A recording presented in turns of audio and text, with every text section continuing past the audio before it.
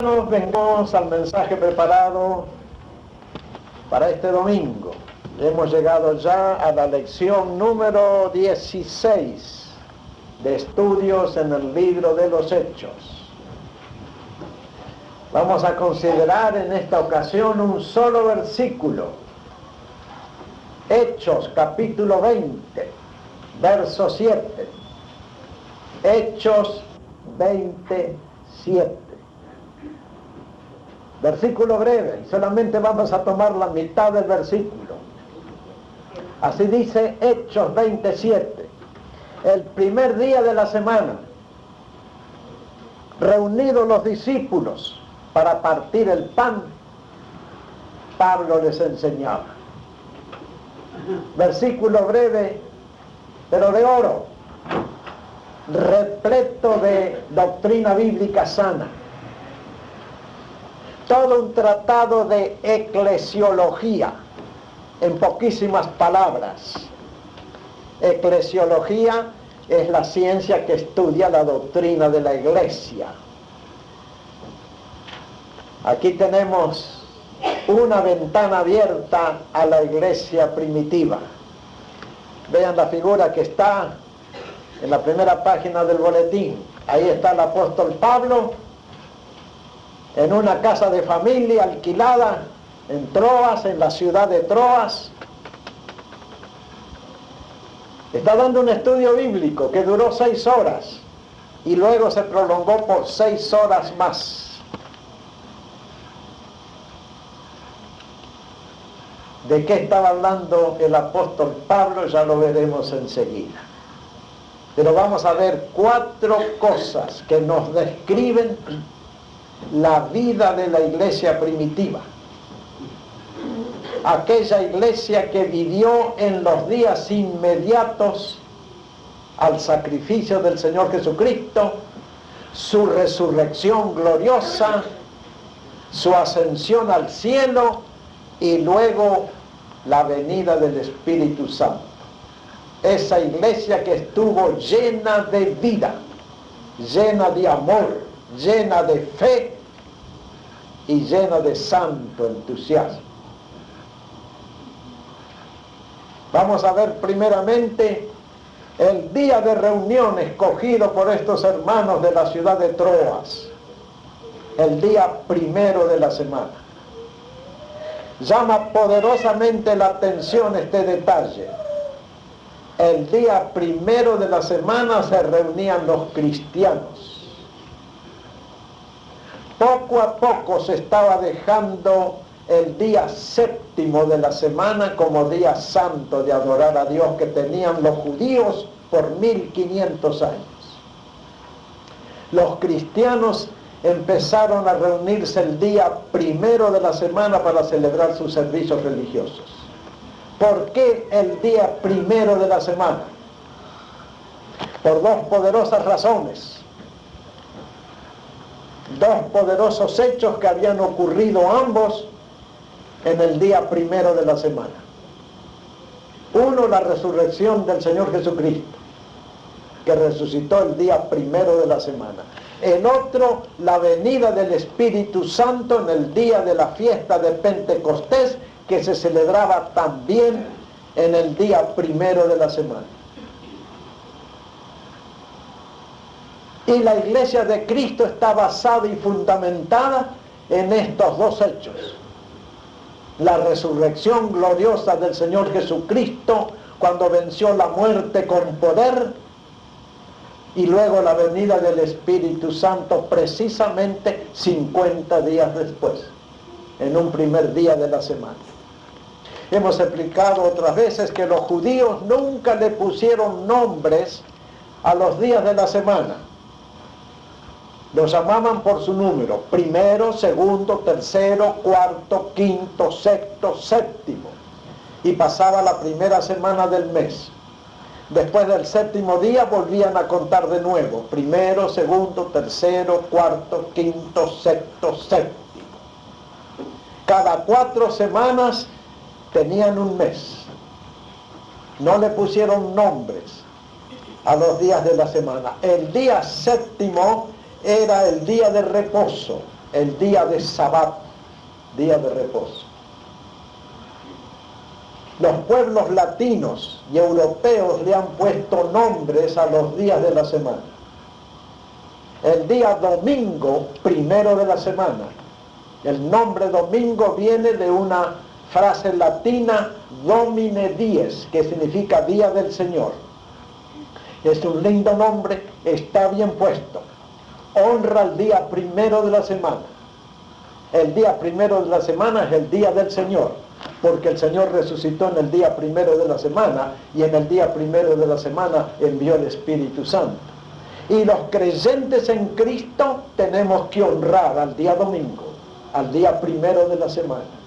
Domine Dies en latín, pero luego, con el correr del tiempo y cuando se formó el idioma castellano o español, se le llamó día domingo, día del Señor. Tenemos que honrar el día primero de la semana, dedicarlo al Señor. En lo posible no hacer ningún trabajo fuera del trabajo de venir al lugar de cultos para, junto con los demás hermanos, cantar, alabar, leer la Biblia, testificar, enseñar la palabra de Dios y predicar el Evangelio de salvación en Jesucristo. La iglesia primitiva entendió cabalmente el inmenso valor del día primero de la semana y empezó a reunirse en ese día. Les recordaba la resurrección, les recordaba la venida del Espíritu Santo, y entonces se reunían ese día. Nadie se los mandó, no había ninguna escritura que ordenase guardar el día primero de la semana. Fue el mismo Señor desde los cielos que invitó a los creyentes en Él a reunirse el día primero de la semana. Han pasado 2000 años desde entonces y seguimos honrando el día domingo. En estos tiempos, y por influencia del cristianismo en el mundo entero, el día domingo es día de descanso en todos los países de la tierra. El día del Señor, el día de alabar a Jesucristo, el día de predicar especialmente el Evangelio, el día de ofrendar, el día de honrar al Señor con nuestros corazones y nuestras gargantas y nuestros bolsillos también. Por eso esta gente de Troas se reunió el día primero de la semana. Era el día de reunión especial. Les recordaba la resurrección, les recordaba la venida del Espíritu de vida. Y aquellos hombres y mujeres estaban llenos todos del Espíritu de vida, del Espíritu Santo, del Espíritu de amor. Segunda cosa que vale la pena destacar: los asistentes a la reunión eran discípulos de Cristo, discípulos del Divino Maestro, discípulos de Jesús de Nazaret. Un discípulo es uno que tiene un maestro, uno que escucha a su maestro, uno que aprende de su maestro, uno que obedece a su maestro, uno que ama a su maestro. Y estos hombres y mujeres eran discípulos de Jesucristo, el más grande maestro que ha tenido jamás la humanidad. No eran discípulos de Moisés. De haber sido discípulos de Moisés estarían guardando el día séptimo de la semana, no el primero. Eran discípulos de Jesús. Seguían a Jesús, creían en Jesús, amaban a Jesús, procuraban hacer la voluntad de Jesús. Y todo verdadero discípulo tiene que hacer las mismas cosas: amar a Jesús, creer en Jesús, seguir a Jesús, obedecer a Jesús. No eran discípulos de ningún filósofo griego de los que abundaban en aquella época. No eran discípulos de Buda, el gran maestro hindú. No eran discípulos de los fariseos, no eran discípulos de los sacerdotes de Jerusalén. Eran discípulos de Jesucristo. Y porque eran discípulos de Jesucristo, practicaban el amor, que es la condición número 1 del discipulado cristiano. Me gustó lo que dijo el hermano Elías hace un rato en la clase de escuela dominical. que el pedido constante de él al Señor es que lo haga un hombre humilde y manso. Eso es un discípulo de Jesucristo, uno que es manso y humilde como su propio maestro. Y esta gente de Troas eran eso, discípulos de Jesucristo, para practicar el amor, para practicar la misericordia, para practicar el perdón, para practicar la limpieza de la vida, para practicar el andar por caminos derechos y limpios. Asistentes a la reunión, discípulos de Jesucristo. Honraban a su maestro, recordaban a su maestro, ya empezaban a componer canciones dedicadas a su maestro, repetían de memoria las largas enseñanzas de su maestro, se sabían de memoria el Sermón del Monte. Cuando Mateo escribió el Sermón del Monte, ya habían pasado más de 30 años del momento que Jesús lo predicó en la montaña.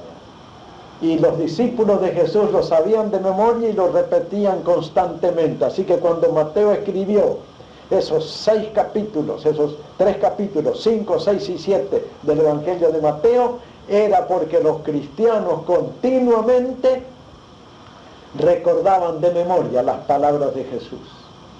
Y yo les puedo decir que los 4 evangelios fueron escritos por la repetición de memoria de las enseñanzas y los hechos de Jesús, hechos por los primeros discípulos de Jesús.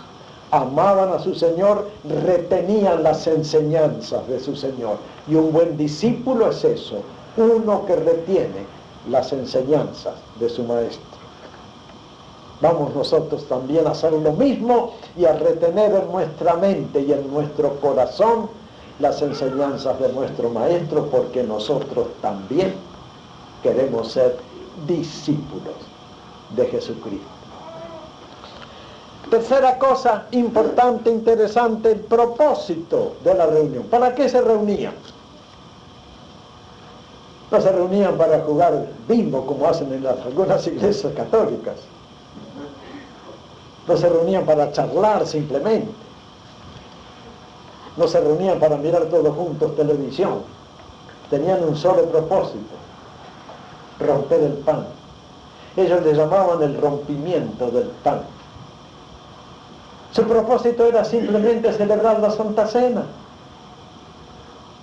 Celebrar lo que se llamó en aquellos tiempos el agapé, la fiesta de amor.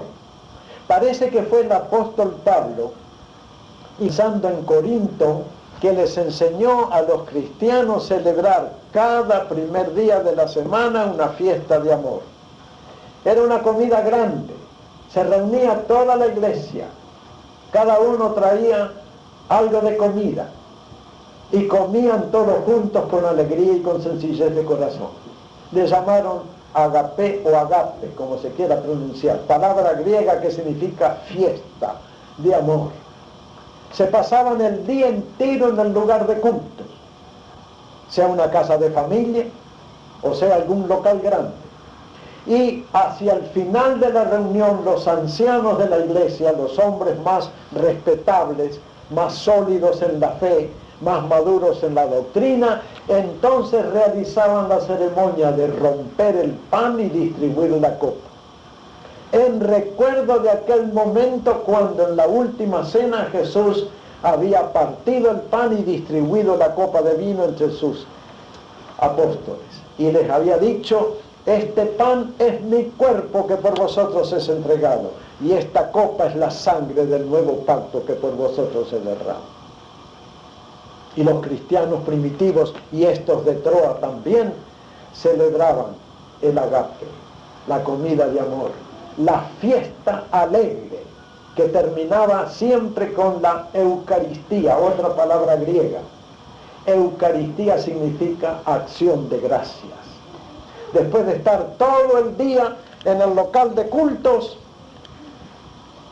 comiendo juntos, cantando, alegrándose, era una fiesta alegre, no tristona, no tenían cara de Viernes Santo, no tenían una cara taciturna los cristianos primitivos, estaban alegres, caramba, disfrutaban de la salvación, disfrutaban del Espíritu Santo, experimentaban las bendiciones palpables del Señor cada día. No era una fiesta triste, no era una fiesta sombría, era una fiesta alegre, informal. Aquí en esta reunión de Troas, hasta había un muchacho sentado en la ventana mientras Pablo hablaba. ¿Qué dirían ustedes si a alguno de nuestros chicos se le ocurre sentarse allí en la ventana mientras yo estoy hablando? Seguramente que lo bajaban, que hasta lo castigaban también. Pero en esta reunión de Troas había un muchachón allí sentado en la ventana. Y como había muchas lámparas en el aposento que quemaban aceite, se condensó el humo arriba, el muchacho se durmió, se cayó de la ventana para abajo, estaban en un tercer piso, cayó al patio, el chico se mató, Pablo bajó corriendo, oró por él, lo levantó, lo presentó vivo y subieron todos arriba otra vez, más que gozosos, y Pablo prosiguió el estudio bíblico por 6 horas más. Una noche de 12 horas de estudio de la Biblia. ¿Qué les parece? ¿Aguantaríamos nosotros un estudio bíblico tan largo? Yo sí lo aguantaría si Pablo estuviera aquí, enseñando. ¿Se imaginan ustedes escuchar una enseñanza de parte de Pablo? Pero el propósito era celebrar el rompimiento del pan. Lamentablemente, con el correr del tiempo, esta fiesta alegre, este agape, esta Eucaristía, se degeneró por completo. Actualmente en la Iglesia Católica Romana, miren ustedes, no hay comida antes de celebrar la Eucaristía. Más aún, la gente tiene que venir en ayunas para celebrar la Eucaristía. En aquellos tiempos primitivos no, comían abundantemente y bebían a gusto abundantemente y luego era la acción de gracias. Pero en las falsas enseñanzas de la Iglesia de Roma, primeramente hay que ayunar y después tomar la hostia. Y no es una comida, es solamente una pequeña oblea de harina y agua que le llaman la hostia, y tienen esa enseñanza absolutamente falsa y antibíblica, la transustanciación. La Iglesia romana enseña que cuando el sacerdote pronuncia la fórmula, esto es mi cuerpo, esa pequeña rodajita de harina y agua se transforma, se transustancia en el cuerpo, la carne, los huesos, los nervios, los pelos del Señor Jesucristo, y el comulgante se come a Jesucristo. Es una doctrina totalmente antibíblica, totalmente antiescritural, blasfema y sacrílega. Y pensar que millones y millones y millones de personas que se creen cristianas están celebrando en este domingo la Eucaristía comiendo una hostia consagrada. No hay nada más antiescritural y antibíblico que esa doctrina católica de la transustanciación. Aquella fiesta alegre de los primeros cristianos, cuando reían, cantaban, comían, bebían y terminaban con la Eucaristía, el rompimiento del pan y la repartición de la copa, y al final de todo el beso santo, se ha transformado en una cosa sombría que la gente se acerca hasta con miedo a comer la hostia pensando que puede condenarse. ¡Qué tergiversación de la enseñanza bíblica! Nosotros tenemos que recuperar lo que la Biblia dice, no lo que las tradiciones humanas dicen.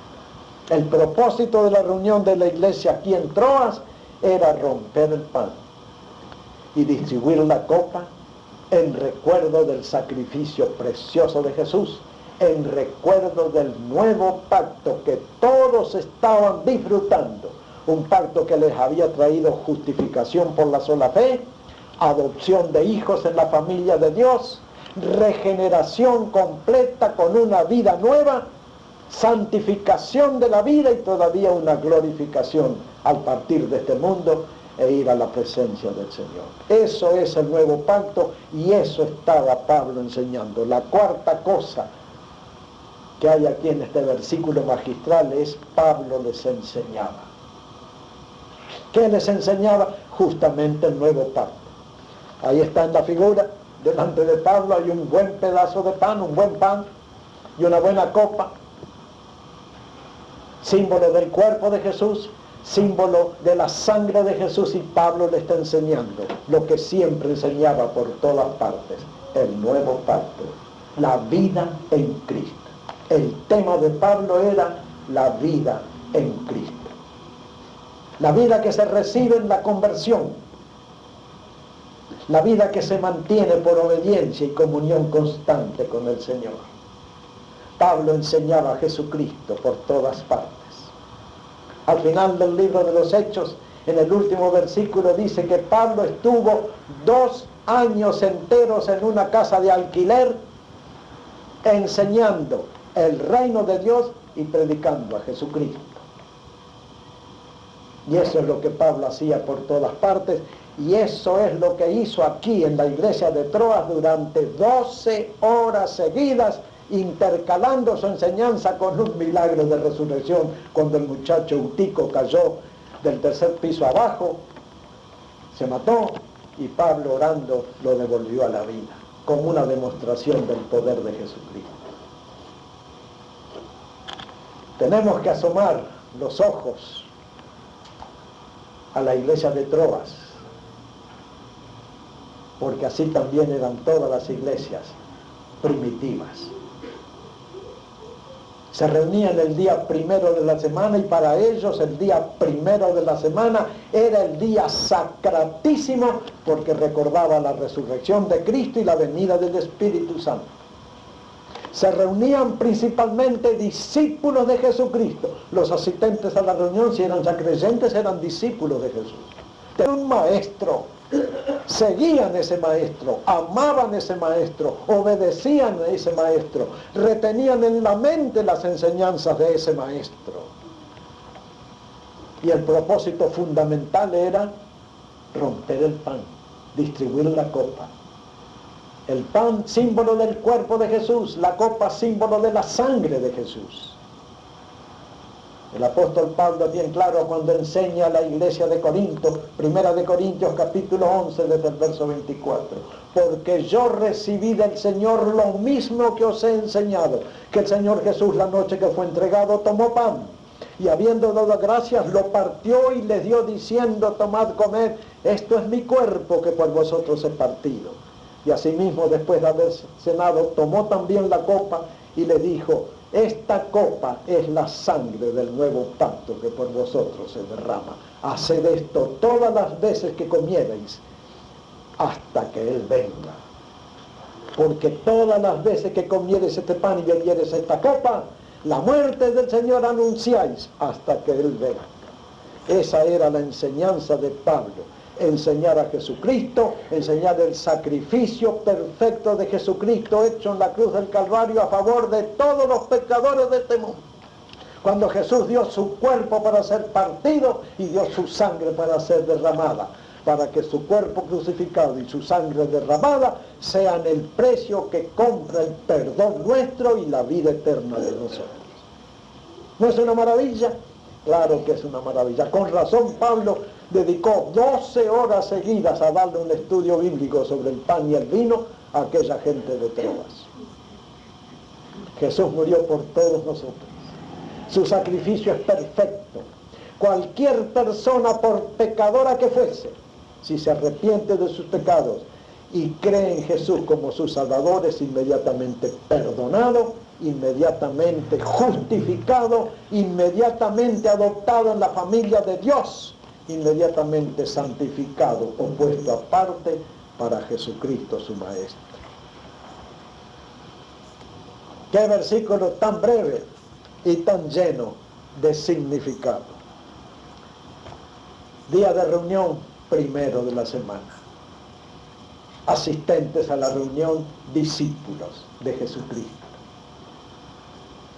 Propósito de la reunión, celebrar la Santa Cena, el agape, la fiesta de amor, la comida de todo el día, finalizando siempre con el partimiento del pan y la distribución de la copa de vino. Y contenido valioso de la reunión, enseñanza. El Señor Jesucristo comenzó su ministerio enseñando a 12 hombres. durante 3 años y medio Jesús enseñó a los apóstoles todo el contenido de la doctrina cristiana verdadera, que es salvación perfecta por la fe en el sacrificio de Cristo. Después que Él se fue al cielo, envió el Espíritu Santo para que el Espíritu Santo sea el maestro que enseñase a todos los creyentes los fundamentos de la doctrina cristiana. El Espíritu Santo es el principal maestro que tenemos los cristianos. Y luego Él empezó a levantar hombres, mujeres también, ungidos de Él, preparados por Él, comisionados por Él, para que sigan enseñando la palabra de Dios. ¿Con qué propósito? Perfeccionar a los santos, perfeccionar a los creyentes y prepararlos para que alcancen el blanco de la vida cristiana, el blanco del discipulado, que es hasta que todos lleguemos a la unidad de la fe y del conocimiento del Hijo de Dios, a un varón perfecto, a la medida de la edad, de la plenitud de Cristo. Así se Pablo en el capítulo 4 de los Efesios. ¿Cuántas enseñanzas podemos sacar de este versículo tan breve de Hechos 20, verso 7? El día en que tenemos que reunirnos y qué significa el domingo. No es solamente un día de descanso, es el día de la resurrección, es el día de la venida del Espíritu Santo. ¿Qué significa ser discípulo? ¿Simplemente un oyente de cosas que se dicen desde el púlpito que ni se entienden bien? ¿O ser discípulo es uno que sigue los pasos del Señor Jesucristo? ¿Qué significa el nuevo pacto? ¿Una cosa intrascendente que vale la pena creerla o no? ¿O el nuevo pacto es la vida nueva, total, que Cristo ofrece a los que creen en Él?